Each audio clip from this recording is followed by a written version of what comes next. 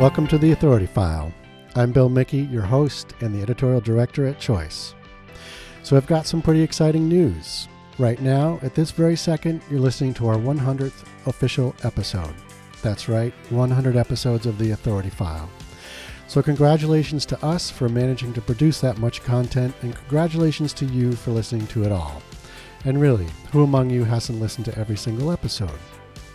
We've been at this for 2 years now, so thank you very much for sticking with us along the way. There's a lot more to come, but if there's a topic you'd like us to cover, drop me a line. I am at bmickey@ala-choice.org. Or rate and review us on your podcast platform of choice. And if you haven't told your colleagues about the Authority File, pass it on. The more, the merrier. A big thank you also goes out to all our guests and sponsors. You are the ones who make this show so much fun to do, and we're just happy to be sharing your expertise and insight with a much wider audience of friends and colleagues in the academic library community. So this week, we feature another episode captured live at the Charleston Library Conference. Coming up, I'll be joined by Oya Rieger, a senior advisor at Ithaca S&R, and Angie Mays, director of collections at the University of Kentucky Libraries. Oya and Angie were co-presenters at the conference, and they spoke to us about their presentation called Legacy Missions in Times of Change, Defining and Shaping Collections in the 21st Century. Oya and Angie talk about how academic library collections are evolving, what's behind that evolution, and what these changes look like in practice. It's a terrific conversation that covers the philosophical and practical aspects of managing a contemporary academic collection. So, here's Oya Rieger and Angie Mays talking with me in the exhibit hall at our Authority File podcast booth at the Charleston Library Conference.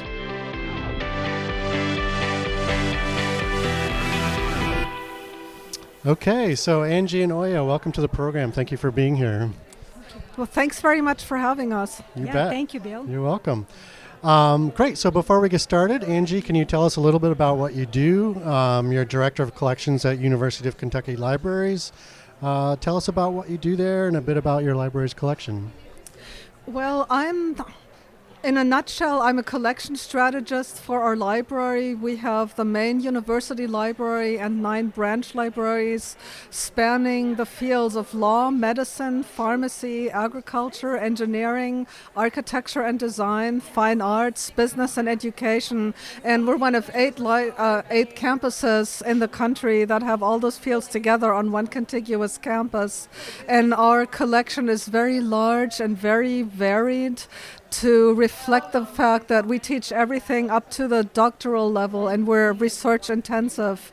And as a collection strategist, I support all the academic liaisons who work with these subject areas in depth, and I help them evaluate resources and manage collections, evaluate gifts, and I also serve as the academic liaison to our languages, and that covers Arabic, Asian studies, Chinese, Japanese, Hebrew and Judaic studies, German, French, Italian, Slavic studies, and Russian.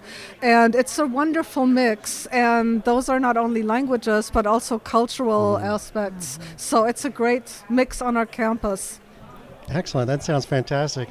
And Oya, you're Senior Advisor at Ithaca S&R. What's your research and advisory focus there? So Ithaca's mission is to advance and preserve knowledge and improve teaching and learning. And SNR is the research branch of Ithaca, and that my work involves strategy development, research and writing, and especially related to topics of scholarly resources, digital preservation, sustainability of open and community-based academic initiatives, and that it's just a great pleasure to partner with a range of academic, cultural heritage, and scholarly communication organizations tackle a range of issues. Okay, great. So you're co-presenting here at the Charleston Conference, and your presentation is called Legacy Missions in Times of Change, Defining and Shaping Collections in the 21st Century. And Angie, why don't we start with you? Talk a little bit about what inspired this presentation. Are we somehow at a key point in the evolution of an academic library's collection?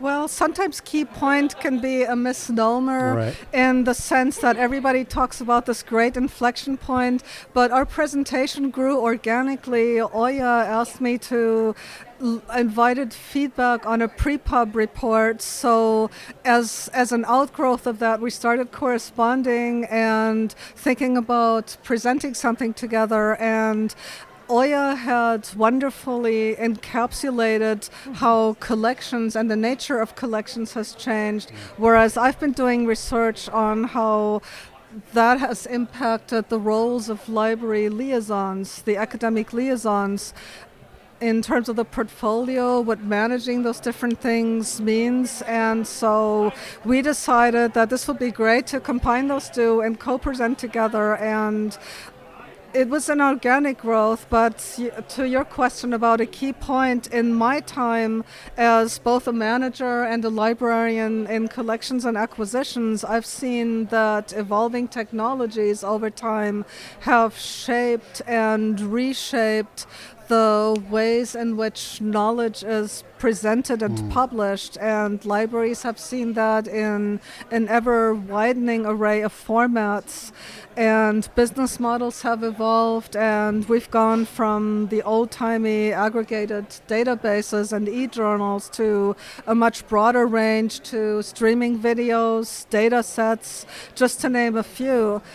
One of the key points that crop up in the library world is that library budgets are not keeping up with the exponential growth in knowledge and the range and breadth of materials that are coming up, and libraries are not able to purchase all those materials. So one of the key points is having to choose very surgically and still being a good steward of your purchasing power in order to support all your research activities.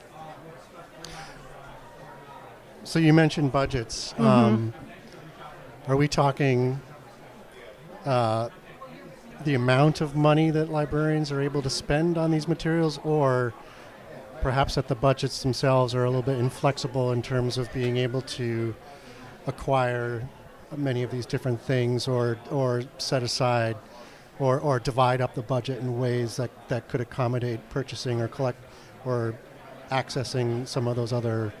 Well, in our content library, formats? we're very fortunate to have some common sense flexibility of how we spend our collection budget, and so we have the good fortune of being able to just make a good case of describing how this new kind of content supports the research and studies happening on our campus. But in terms of the amount of money, when it's flat, and libraries with flat budgets are among the more fortunate libraries, and as costs for existing materials rise, then libraries have to make very careful determinations on making the most of purchasing power that naturally erodes in an environment of rising prices and fixed amounts available. But you also asked me about a key point. I wouldn't say that we're at a key point in a major inflection point sense. It's more that we're seeing the cumulative effects of gradual shifts. Evolving technologies have made more materials available, and we're also seeing the tensions between the new and shiny that are a great draw for many people looking for variety, and at the same time the need to be faithful in supporting those disciplines that are traditionally very book-centric, especially in the humanities and languages, because materials just don't exist in electronic form to support those fields. Excellent point. Excellent, thank you. So, this sounds like emerged out of a report you recently put together. That's right. So as Angie said, I think our presentation came about in a wonderfully organic way. As I was writing the brief, I asked a number of colleagues to review and to give me feedback, and Angie was one of them, and I was especially impressed with her thoughts because she was both pragmatic and philosophical, and it's kind of hard to find that mix. But if I were to kind of go back and talk a bit about what inspired me to write the brief, prior to joining Ethica SNR, I was at Cornell University Library for 20 plus years, and 10 years of it was as an associate university librarian. And one of my program areas was scholar resources. And it was really that 10 year I have witnessed such significant changes, and it became harder and harder to define what a collection entails. And I remember talking with students and faculty, and I would explain my portfolio, and I would say, hey, one of them is collections. They would say, so what is a collection? You know, we were all trying to figure out, but I guess at the heart of the inspiration was it matters to think about definitions, because that's how you justify budgets. That's how you sometimes decide how to spend your budget. What is it that you can put on collections budget, or how is it that you brand it, or when you meet with your provost and when you are proposing a budget for the next year, that's how you make a value, you bring a value proposition. So I think those were kind of the challenging areas as during my tenure as AUL, the collections became more heterogeneous, dynamic, and distributed. And I think with the brief, I was not trying to answer questions. I was just trying to articulate how complex the space has become. Yep. Okay. So accordingly, I guess, you know, the phrase legacy missions in the title of your presentation, I mean, am I out of bounds by reading between the lines a little bit there, and in the sense that quote unquote legacy missions are problematic in some way, or potentially problematic? Angie, what do you think?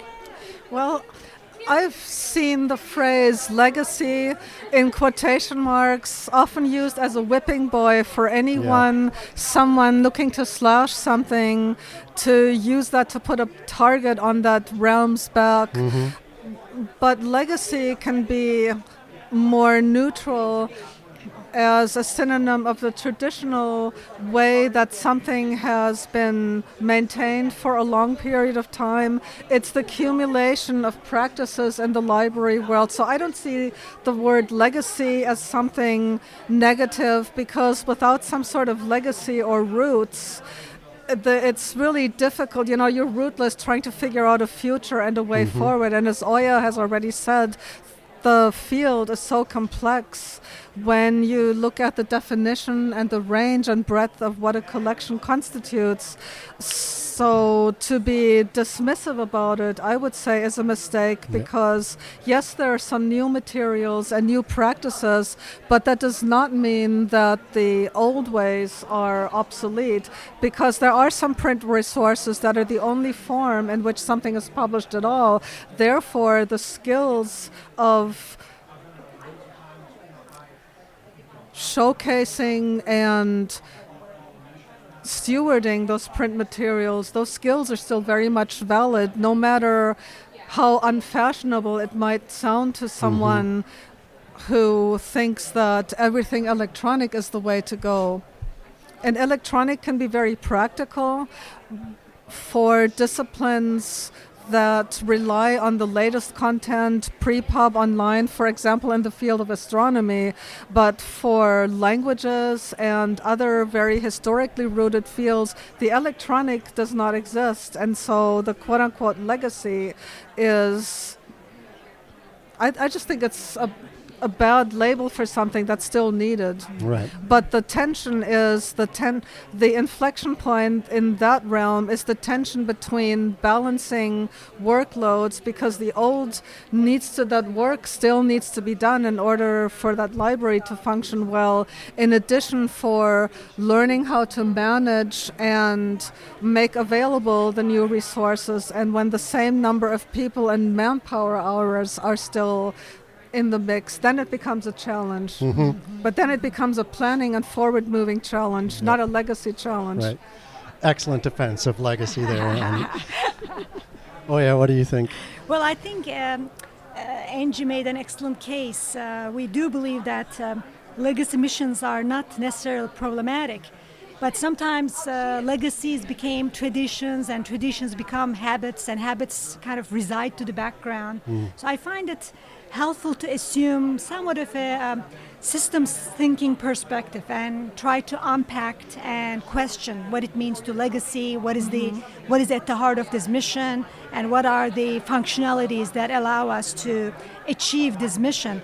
I mean, as we know, and I think Angie very eloquently described it, academic library priorities are evolving very quickly, how we are trying to brand ourselves. Although libraries continue to be closely associated with their collections. Ethica SNR, again, there was a recent study from 2018. It's amazing when you talk with faculty members, still when you ask about the libraries, they think that purchasing materials is the first thing that they expect libraries to do. And I believe academic libraries continue to invest quarter to a third of their budgets in collections. So it's a really important point.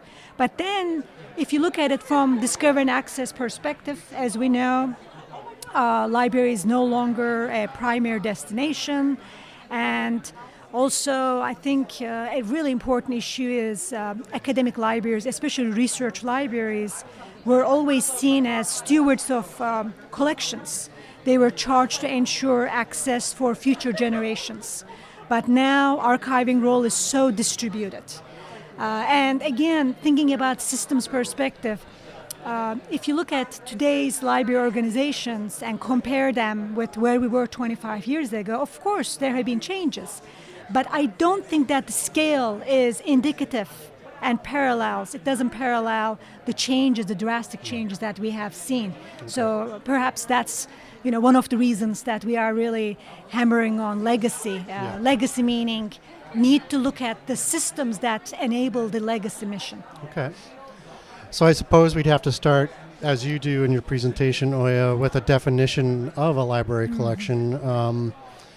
And going back to your brief on Ithaca SNR's website about this very question, are we able at this point to broadly define what an academic library collection is? Yeah.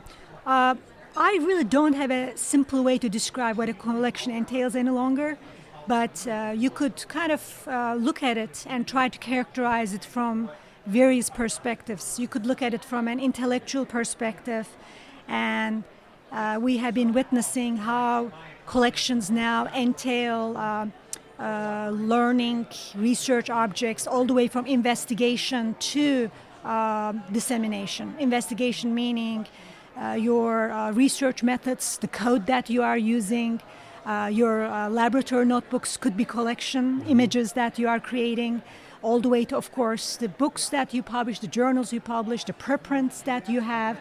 So from intellectual aspect, you are seeing this broadening, and from discover and access perspective, again, some of them are purchased, some of them are leased, they are subscribed, they are locally created, and maybe a third way of looking at it is from ownership and control. And I think it's a really important one. Maybe that's really at the heart of why we are trying to unpack what legacy missions have. Because as you are losing the ownership, that also affects your control over the content. As I said, I gave preservation as an example, right, or being able to, from interlibrary loaning to be able to use the objects that you are investing in for your courses.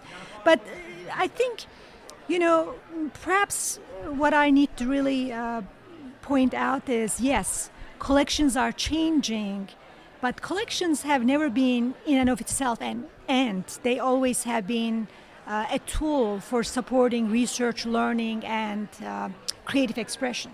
Okay. So perhaps we should really look at it from that angle. So, again, we want to focus on collections, but we don't want it to be an island. Right. That I think it really brings us back to what's happening to libraries' role in supporting academic endeavors. Okay. And then Angie, what thoughts on that from your collections perspective?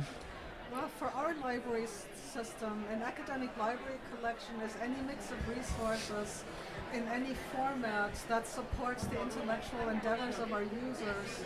And as we already touched on, formats and purchasing models Yeah. have branched out in so many ways, and as technologies have proliferated online models, that also supports our evolving users as online programs grow and faculty who are teaching faculty and research professors and our postdoctoral scholars are so scheduled out that for them it enables them to do research, to be able to access something from remote, online.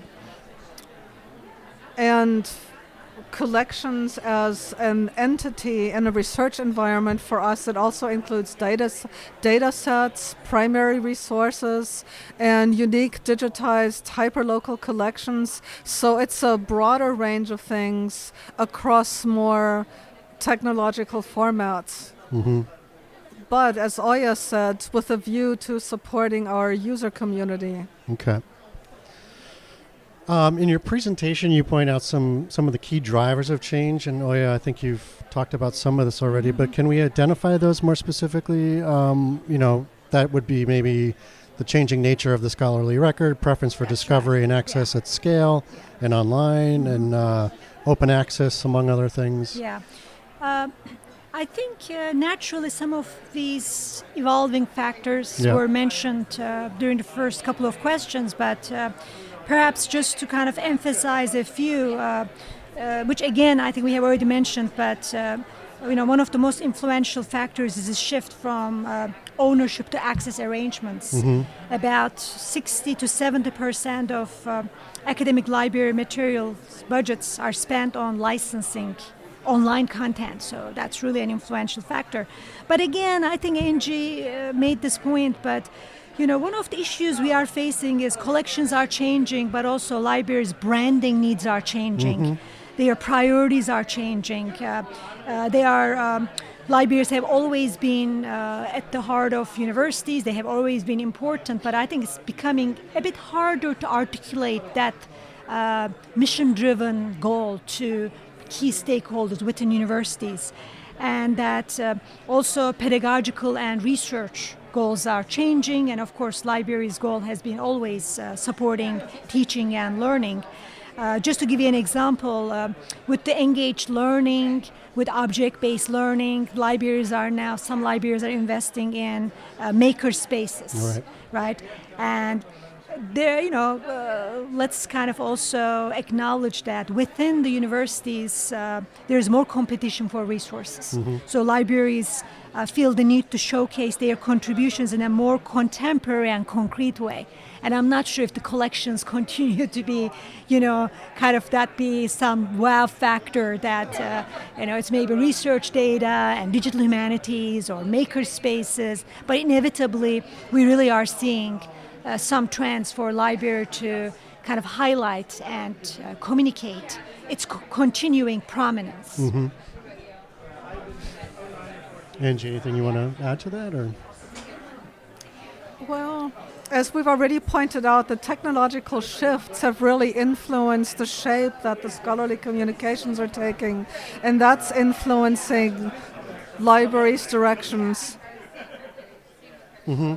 So in the presentation, Angie, you also bring up an interesting dilemma that could also be a barrier to change, and that would be despite the library's attempts to go further upstream, I guess, to support research workflows. The library remains defined by its collection. So I don't know, is that a good thing, bad thing? I mean, it seems to be setting up a new kind of dynamic in a sense in terms of library services versus the library's collection. Well, I see those two interconnected, and an analogy that comes to mind is, let's say, if you think of any famous high-end restaurant, the high-end restaurant it can't live on elegant ambience alone. It has to have high-quality food, Mm-hmm. and the services can be impeccable, but if the food is not at the same level, then that restaurant will lose its reputation very quickly. And in libraries that are very determined to support the user's evolving needs, collections and services are two sides of the same coin, because the services tap into the collections as raw material of knowledge in order to branch out and promote the collection, show users how to tap into the collection to further their own research, work on class projects, or teachers preparing for new instructional materials, researchers working on a grant or working on an original project. Yeah. And in libraries, the movements toward makerspaces, emerging technologies are all new ideas, but the collections still form an important intellectual foundation that are used by all the collections so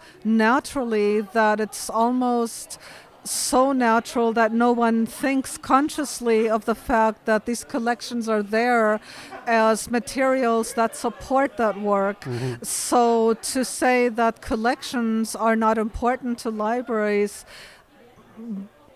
people in our field say that at our profession's peril, because without collections, libraries are incomplete. Right. You can have the most wonderful services, but if there's no information resource to offer the researchers, then it's not a full library. Mm-hmm.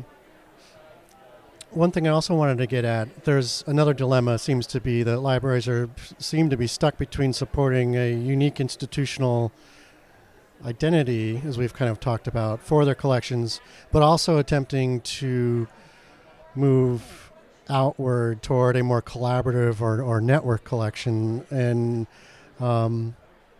maybe we can start with you on this one, actually. Sure. So can you elaborate on what's happening at that juncture? Sure.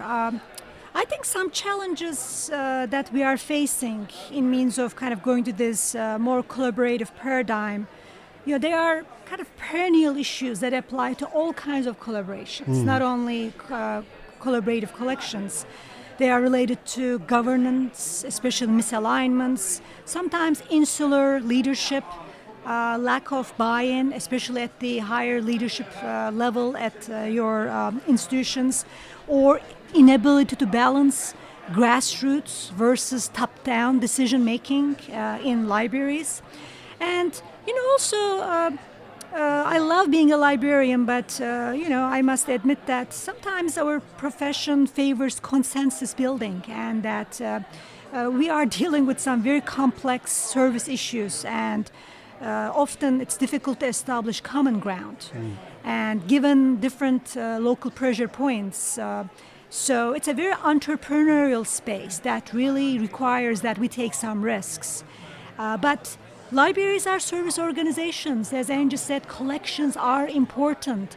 As libraries are assuming new responsibilities with research data or digital humanities, some traditional ones are not going away. So therefore, naturally, libraries need to be also risk averse and make decisions, very carefully. I think we are seeing that collective collections, shared storage, for instance, it's definitely gaining traction. But the focus so far seems to be more on retrospective collections. What do we do with the existing collections in means of inventory control? I think there are some probably fascinating opportunities looking at retrospective collections, how libraries join hands. But on the other hand, it's really it's difficult to trust in a shared and networked system, because there needs to be confidence, and there needs to be confidence that we can trust collective wisdom and ability to maintain a distributed and somewhat cohesive collection. So it's difficult to give up control, because that control is good control. We have our local users, and one very quick example, I'm very intrigued actually with some of these big deal cancellations, because the assumption is that we will cancel this because we have interlibrary loan, and then interlibrary loan, our users are going to be getting access to these contents. So it's a very kind of interesting dilemma that we are seeing in a way, weakening of the prominence of local collections, which is a concern for libraries from branding perspective. But the same weakness, the same some problematic issues also giving strength to libraries to stand up and say, hey, I can cancel my subscription because I'm going to trust my colleagues' collection. So we are that's really what I meant by saying it's difficult to take risks in our environment. Relying on others' collections also means your own collections may lose its prominence. Angie, I see a lot of head nodding over here. Very much so. But it all speaks to economies of scale. If libraries collaborate and enter consortial purchasing agreements, for example, that give some pricing relief to each library participating in the deal. But I think that whole overall situation speaks to the tension between the fact that the institutions are still individual institutions responsible to their own funding bodies. And so there's a tension between the notion of competition across institutions versus intellectual collaborations across institutional boundaries and even within the nation or even globally. And that has not been resolved. And it will... I think it will take some doing to resolve because that entire set of questions is so complex, especially as the nature of collections keep expanding. So, Angie, I wanted to make sure we touched on this point because I know it's a big part of your presentation, and there seems to be a lot of pressure, I think, on the liaison role in all of this, and I'm wondering what you're seeing to that effect and what's going on at your institution. Well, not only in our institution, but in the library world in general, it seems that everyone observes that library liaisons' portfolios get larger and larger and more complex, but no one quite knows the answer, the solution, and the roots of the quote-unquote problem is that the subject liaison roots are in the subject bibliographer's role, where the focus was on bringing subject expertise to selecting materials to support the research in those disciplines, and the reference librarians were the teaching arm more in that sense. But as the research grows in both volume and diversification, each subject expert has received more and more mandates to not only collect in those subject areas, but also to teach faculty about those materials and teach students in those areas how to use those materials. So I see tensions between multiple roles that in past configurations of library organization were separate positions, and the struggle in the library profession is that each liaison feels that their role is a mashup of multiple positions, and especially at peak teaching times, it's a major competition on time. And so that's the difficulty, but I do see an advantage of being a collection steward from an area and then being able to speak very informedly to your constituency groups in the academic department because the liaison knows that collection very intimately. And the other thing is that the collections have broadened, so the skill sets that are needed are not only the traditional bibliographer and teaching skills, but also an awareness of digital humanity initiatives, digital scholarship, data sets, and how that interrelates with the collections of materials. Excellent. Fantastic. Well, Oya and Angie, thank you very much for your time. Thank you very much. Appreciate it. It was a great And pleasure. thank you for having us, and it's been an honor to participate in this conversation. Oh, thank you very much. Absolutely. Thank you.